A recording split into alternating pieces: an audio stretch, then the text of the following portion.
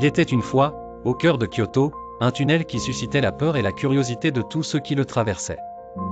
Le tunnel de Kiyotaki, long de 444 mètres, avait la réputation d'être hanté, un symbole de mort pour certains, une légende bien réelle pour d'autres.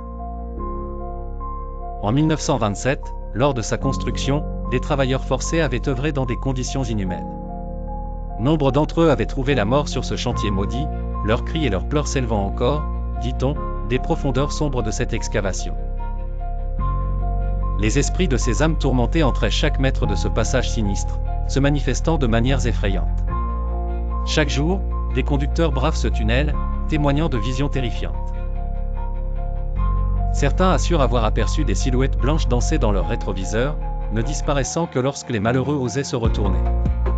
Les témoins parlent également d'une apparente fluctuation de la longueur du tunnel. Pour certains, il mesure plus ou moins de 444 mètres, un phénomène qui, semble-t-il, varie en fonction de l'heure et de l'état émotionnel du voyageur. À la sortie du tunnel, un miroir anodin en apparence cache un piège redoutable. Il est dit que ceux qui osent y plonger leur regard trop longtemps sont condamnés à y voir une version déformée de leur propre reflet, un visage horriblement altéré qui les suit où qu'ils aillent. Les histoires effrayantes ne s'arrêtent pas là. Des passants solitaires affirment avoir entendu des voix chuchotées, le bruit fantomatique de pas qui se rapprochent lentement. D'autres mentionnent des mains pâles surgissant des murs glaciales, agrippant désespérément, cherchant peut-être à attirer les vivants dans leur royaume spectral. Malgré le mysticisme du tunnel de Kiyotaki, certains faits viennent étayer ces légendes. Les accidents de la route y sont nombreux. Des caméras de surveillance, installées pour inspecter la structure, ont capté d'étranges sons venant de ses entrailles.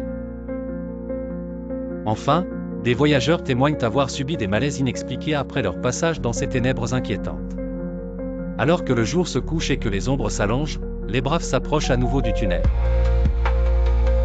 Pour eux, affronter cette obscurité est une quête vers l'inconnu, un défi lancé au spectre de l'au-delà.